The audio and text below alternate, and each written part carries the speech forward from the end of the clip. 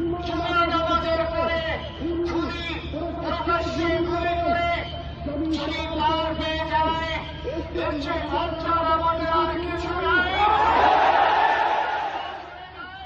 5 থেকে 7 ঘন্টা সময় তারা কেমন করে গেল, এই প্রশ্ন জাতির কাছে রেখে গেলাম।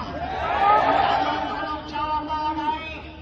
আমার ভাই ওসমান হাদি শহীদ হয়েছে, ওর শহীদটা আমার না ছিল।